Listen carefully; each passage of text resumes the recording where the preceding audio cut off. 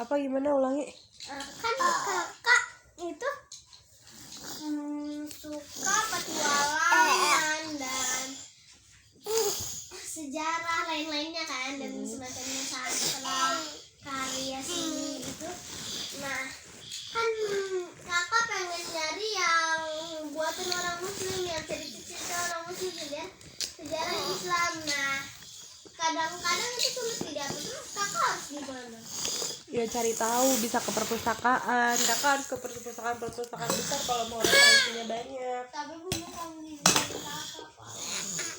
Ya tergantung ya, kalau sekecil ini kakak mau ke perpustakaan sendiri ya belum bisa kak. Dan sejauh ini yang bunda cari tahu masih pada tutup perpustakaannya karena corona. Kakak pakai referensi-referensi yang ada di rumah dulu itu, dan banyak bertanya ke ayah, ke bunda.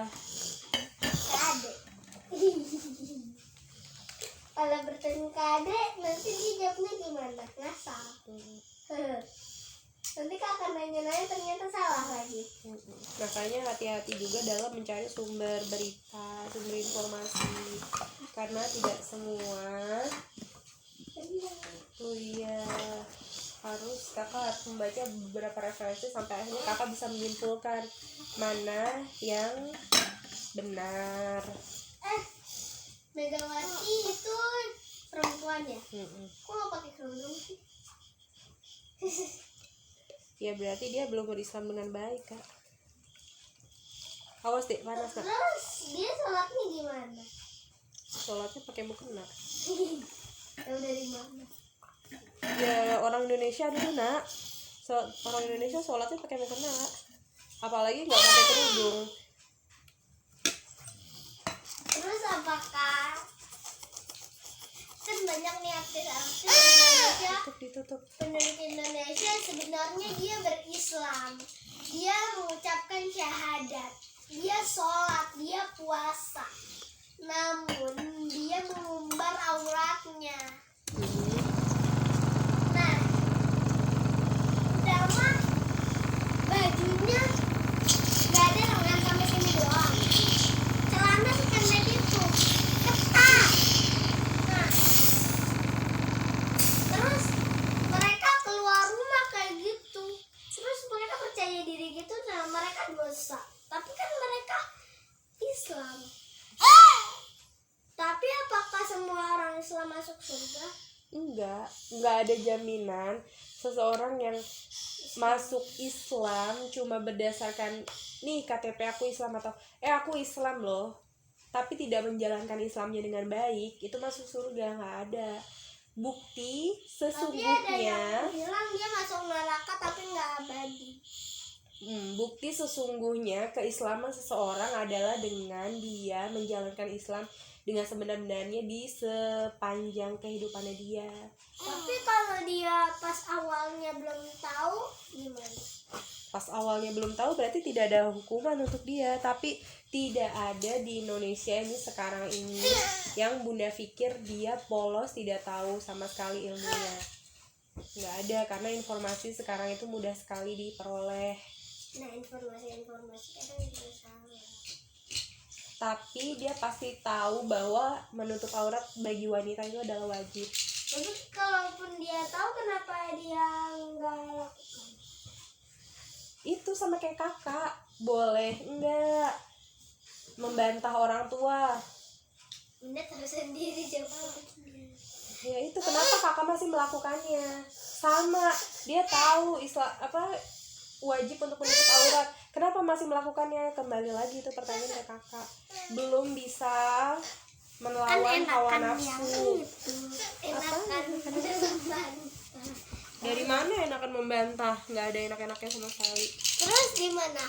Aku pernah dengar ada yang bilang orang Islam tapi yang kesalahan Islamnya itu dia masuk neraka tapi nggak abadi, itu gimana? Bagaimana dia bisa disebut Islam ketika dia meyakini satu hukum tapi tidak meyakini hukum lainnya yang diperintahkan Allah? Apa sayang? Mau diapain selimutnya? Dibuka. Nih dibuka. Tuh. Udah. Karena masuk Islam itu harus keseluruhan.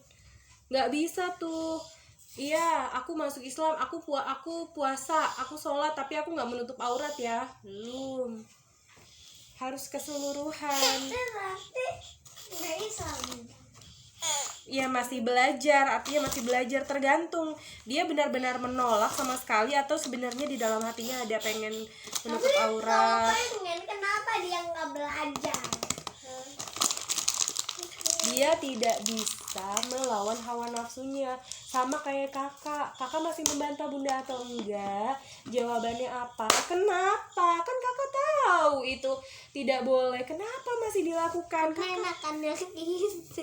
ya mungkin jawaban mereka juga begitu karena enakannya itu. Tapi kenapa mereka nggak sadar? Kenapa kakak juga nggak sadar aja? Karena enakannya ini. Ya udah, mungkin bagi mereka enakan yang itu. Tidak, makanya masuklah Islam dengan keseluruhan. Udkhulu fisil mikafah. Itu artinya masuklah Islam secara Kenapa keseluruhan. mereka nggak masuk secara keseluruhan? Kakak kenapa nggak masuk secara keseluruhan? Balik lagi. Kalau Harus anak bisa udah menahan keseluruhan, kenapa mereka enggak? Kalau aku minta mulai sekarang aku berubah nih, kenapa mereka nggak mau berubah?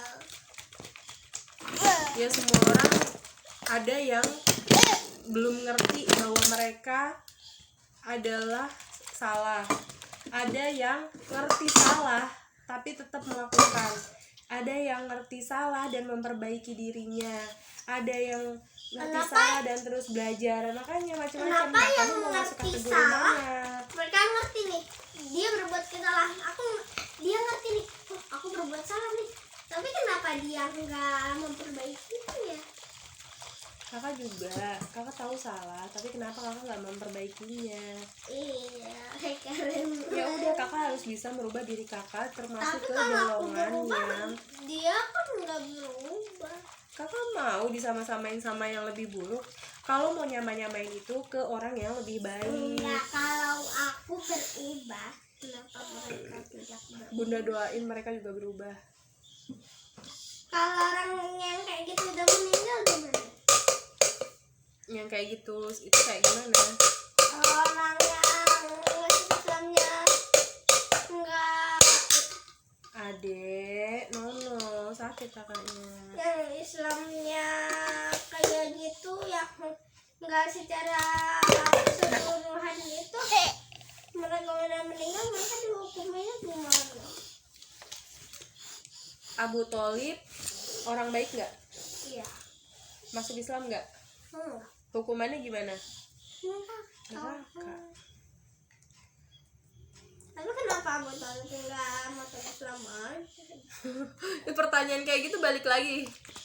Kakak kenapa udah tahu taat kepada orang tua itu adalah yang diperintahkan, tapi kenapa kakak kadang tidak taat?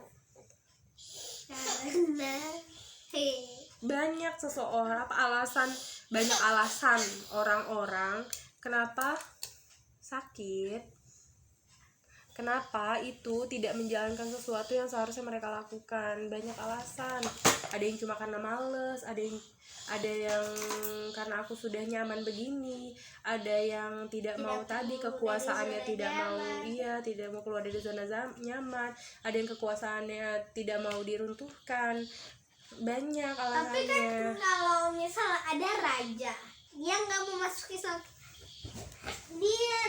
Dia nggak mau masuk Islam karena itu tadi kekuasaannya kan hancur kan sama Nabi Muhammad kan. Kalau dia masuk Islam, tapi kalau dia udah masuk Islam secara benar-benar, Nabi nggak akan ngancurin kerajaannya kok. Nggak akan. Nah, tapi Justru- kenapa mereka berpikiran begitu? Justru Nabi akan membesarkan kerajaan mereka, membantu kan. Mereka berpikir seperti apa yang mereka pikirkan. Nabi kan baik. Nabi kan baik, tapi Nah, mereka udah tahu Nabi itu baik, Nabi itu terpercaya, Nabi itu bahkan punya gelar alamin. Kenapa mereka nggak percaya? Padahal kakak mereka sendiri yang memberi gelar. tahu bunda setiap apa yang bunda minta ke kakak itu untuk kebaikan atau bukan? Iya. Iya, untuk kebaikan. Bahkan bukan untuk kebaikan keluarga, untuk kebaikan diri kakak sendiri. Contohnya kamar rapih. Kamar rapih itu pasti yang merasakan langsung adalah kakak sendiri. Kamarnya rapi, tidak ada semut, tidak ada nyamuk, enak untuk tinggal di kamar, bukunya tidak berantakan, apalagi sampai ketemu cendekia terus sobek-sobek. Nah, kenapa kakak nggak percaya bunda? Padahal kakak tahu apa yang bunda minta itu sama kayak raja-raja itu. Mereka tahu Rasul itu gelarnya Amin. Tapi kenapa mereka nggak mau percaya Rasul?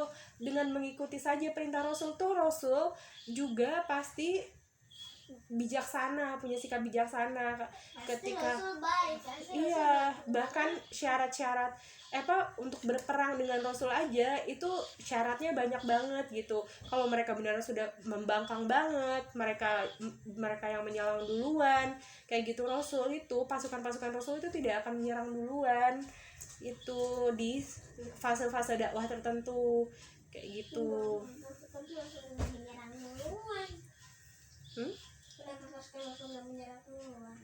Iya, karena sangat menegakkan prinsip-prinsip. Rasul tuh lebih memilih yang dakwah itu dengan cara baik, dakwah itu dengan cara menyadarkan hatinya, bukan masuk Islam karena terpaksa, itu tidak gitu. Rasul itu menginginkan dakwah bil hikmah, dakwah dengan hikmah, enggak dengan pedang terus ayo kamu masuk Islam itu. Tapi Musailama itu kan Rasul Khalifah, anaknya siapa tuh lupa, kayaknya anaknya Ummu Haram ya. Nah itu kan dia ikut perangnya mama kalau nggak salah. Nah dia jadi tawanan pasukan Musailamah.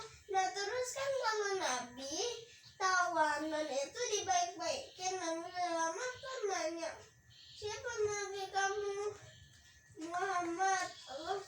Siapa Tuhannya Allah? Nah terus Musailamah tanya lagi, apakah kamu mengakui Tuhanku dan aku ada Tuhanku adalah Tuhanmu dan aku adalah Nabi?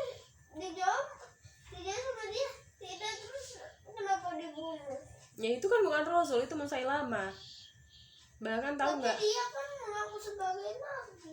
Iya, makanya orang-orang aja buruk kan, Nabi rupanya bagus. Iya, orang-orang yang sudah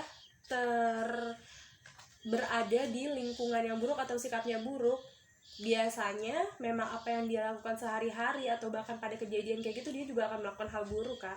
Tapi kalau kita ketemu Rasul, misal ada perempuan bukan keluarganya Rasul gak kenal, tuh dia melihat Rasul boleh gak? Perempuan ngelihat Rasul? Iya, dia nggak kenal Rasul, dia bukan mahramnya Rasul. Nggak kenal tuh maksudnya tidak menyadari bahwa itu Rasul apa gimana? Dia tahu kalau itu Rasul, tapi Rasul nggak kenal dia dan dia itu bukan mahramnya Rasul. Rasul gak tahu dia siapa, dia bukan dari keluarga Rasul, beda. Iya, bukan mahram. Terus dia boleh lihat gak hukumnya?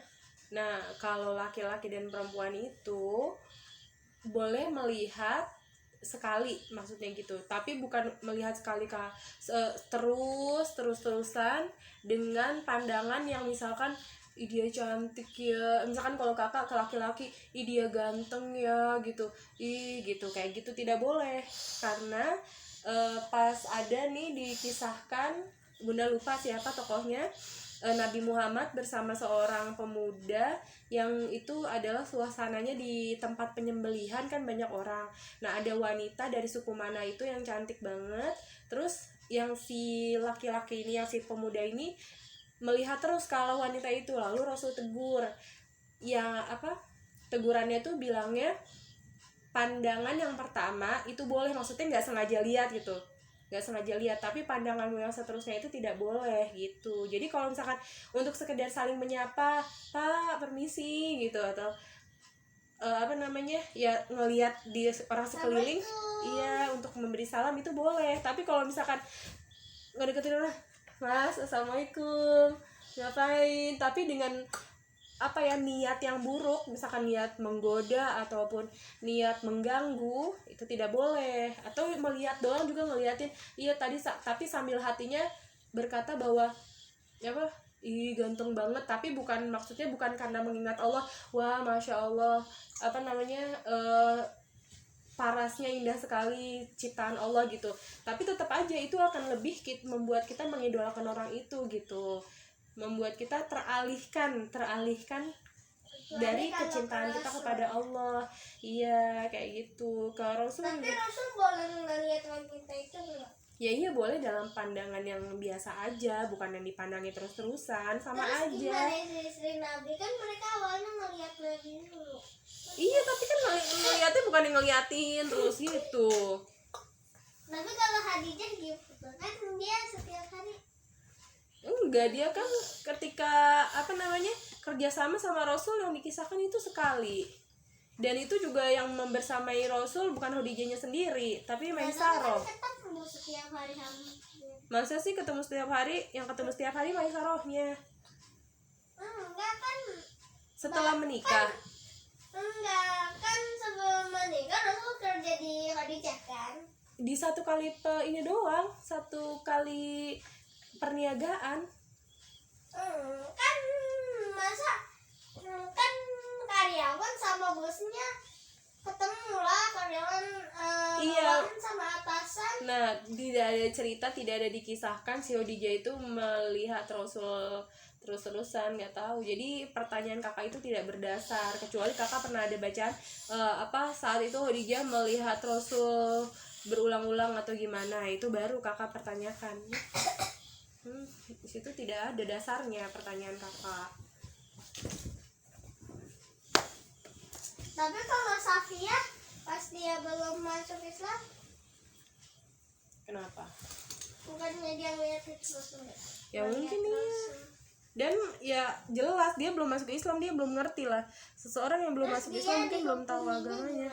Enggak dosa. Enggak. Semua yang belum masuk Islam karena ketidaktahuan itu diputihkan lagi istilahnya. Jadi tidak ada dosa-dosa dia yang telah lalu itu diampuni setelah dia masuk Islam.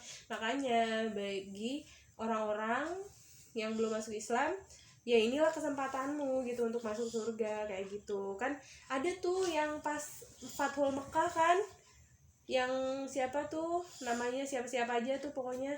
Terus ya udah setelah mereka masuk Islam diampuni, tidak ada dosa bagi mereka. Tapi kenapa mereka baru masuk Islam pas Fathul Mekah?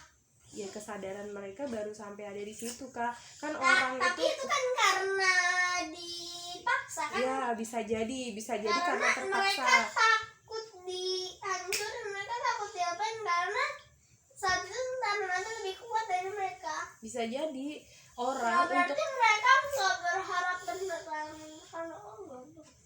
Nah itu kembali ke hati masing-masing. Bahkan Rasul aja membiarkan orang-orang munafik ada di sekeliling muslim. Abdullah bin Ubay, jelas banget munafik bukan dikisahkan. Tapi apakah Rasul tahu bahwa Abdullah bin Ubay itu munafik? Lalu Rasul membuatnya sederajat dengan yang lain.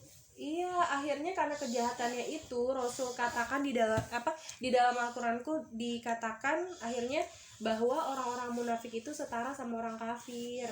Jadi, tapi Rasul tetap berbuat baik ke mereka. Maksudnya Rasul tidak Kan dia memusuhi Nabi, tapi Nabi tahu kalau dia tahu lah Kak, tahu. Tapi sahabat yang lain belum tahu sebelum Nabi kasih tahu. Ya beberapa mungkin tahu dari sikapnya si Abdullah bin Ubay sendiri. Kan dia selalu bersikap yang nyeleneh, beda. Kayak gitu. Kadang-kadang menghasut, membuat desas-desus. Beberapa orang mungkin udah kesel, Rasul kenapa sih gitu. Ini apa namanya, Abdullah bin Ubay.